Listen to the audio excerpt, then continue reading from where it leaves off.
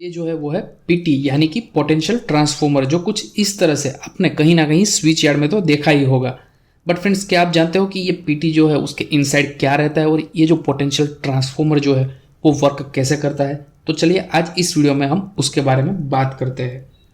सबसे पहले अगर आपको स्विच यार्ड में सिटी कौन सी है और पीटी कौन सी है वो अगर आपको यूजुअली आइडेंटिफाई करना है, अगर आपको पता नहीं है तो आप कैसे आइडेंटिफाई कर सकते हो उसके बारे में पहले हम बात करते हैं। फ्रेंड्स, जैसे आप ये देख रहे हो, ये जो है वो करंट ट्रांसफॉर्मर यानी कि सीटी है। फ्रेंड्स, सीटी जो होता है वो ऑलवेज सीरीज में कनेक्टेड रहता है, यानी कि सीटी का जो इनकमिंग रहेगा वो उसका एक टर्मिनल रहेगा और सीटी का आउटगोइंग रहेगा उसका भी एक टर्मिनल रहेगा। यानी सीटी एंड पीटी जो है उसमें से जो दो टर्मिनल वाली डिवाइस आपको जो दिखती है उसको करंट ट्रांसफॉर्मर बोलते हैं, क्योंकि वो सीरीज में कनेक्टेड रहती है।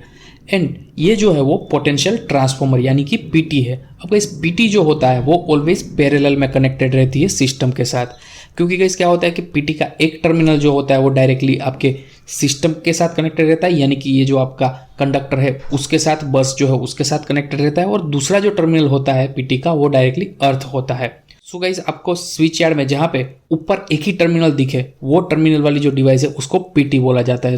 आई होप आप समझ गए होंगे कि सीटी एंड पीटी उन दोनों को डिफ्रेंशिएट कैसे करना है।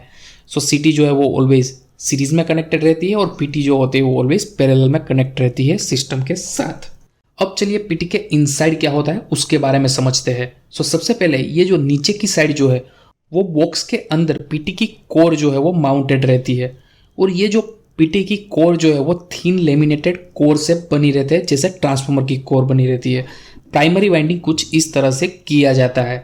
अब गाइस, ये प्राइमरी वाइंडिंग तो हुआ, उसके साथ ही साथ सेकेंडरी वाइंडिंग भी किया जाता है। अब गाइस, ये जो सेकेंडरी वाइंडिंग जो है वो कस्टमर की रिक्वायरमेंट के हिसाब से रहती है कि आपको मल्टीपल सेकेंडरी चाहिए या फिर सिंगल सेकेंडरी चाहिए। तो जो सेकेंडरी वाइंडिंग होती है वो एक भी हो सकती है और एक से ज़्यादा भी हो सकती है। उसमें भी गाइस क्या होता है कि आपको मीटरिंग क्लास के लिए चाहिए, प्रोटेक्शन क्लास के लिए चाहिए, किस टाइप की पीटी की सेकेंडरी चाहिए उस टाइप का आपको सेकेंडरी वाइंडिंग मिलता है। तो गाइस, यहाँ पे सपोज ये केस में हमने दो सेकेंडरी वाइंडिंग जो है वो लिया है। जो दो सेकेंडरी वाइंडिंग जो है वो उसका कनेक्शन निकल के डायरेक्टली सेकेंडरी टर्मिनल बॉक्स में जाता है। ये जो है वो सेकेंडरी टर्मिनल बॉक्स है। और फ्रेंड्स, ये प्राइमरी वाइंडिंग जो है उसका एक टर्मिनल जो है, उसका एक लीड जो है वो कुछ इस तरह से बुशिंग ट्यूब में से निकल के डायरेक्टली इंसुलेट होके डायरेक्टली आपके जो मेन टर्मिनल जो है उसके साथ कनेक्ट होता होगा, और कुछ इस तरह से पूरा आपको एक लीड जो है प्राइमरी वाइंडिंग को कुछ इस तरह से दिखेगा।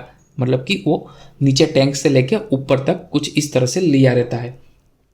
फिर दूसरा जो लीड जो है प्राइमरी वाइंडिंग का जो एंड, दूसरा एंड जो है उसको डायरेक्टली अर्थ किया रहता है कुछ इस तरह से, और बाद में सेकेंडरी टर्मिनल बॉक्स से आप डायरेक्टली आउटपुट लेके डायरेक्टली मेजरिंग इंस्ट्रूमेंट या तो फिर रिले को दे सकते हो। अब ये पीटी के इंटरनल पार्ट को कवर करने के लिए कुछ इस तरह से नीचे की साइड पीटी कवर टैंक लगाया जाता है, बाद में उसके ऊपर कुछ इस तरह से बुशिंग माउंट किया जाता है, एंड लास्ट में जो ये पार्ट जो है उसको ऑयल एक्सपांशन चेंबर बोलते हैं वो भी लगा दिया जाता है। क्योंकि गाइस क्या है कि ये पूरी पीटी जो है उसमें इंसुलेटिंग मीडियम के लिए इंसुलेटिंग ऑयल जो है वो यूज होता है।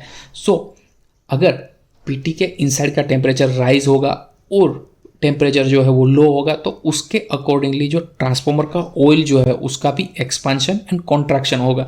तो उस चीज़ को टैकल करने के लिए हम यहाँ पे ये पीटी में ऊपर की साइड पे क्या देते हैं कि ये ऑयल एक्सपांशन चेंबर देते हैं। तो क्या होगा कि इस चेंबर में थोड़ा स्पेस रहेगा, जिससे क्या है कि ऑयल को एक्सपांड होने के लिए और कॉन्ट्रैक्ट होने के लिए जो जगह चाहिए वो जगह अब यहाँ से मिल पाएगी। तो कुछ इस तरह से पोटेंशियल ट्रांसफॉर्मर जो मीडियम वोल्टेज या तो फिर हाई वोल्टेज का जो पीटी जो रहता है वो कुछ इस तरह से रहता है, और उसका पूरा कंस्ट्रक्शन ऐसा रहता है। फ्रेंड्स, अगर ये इन्फॉर्मेशन आपको पहली बार मिली है तो आप प्लीज़ इस वीडियो को लाइक कर दीजिए और बताइए कि आपको कैसा लगा।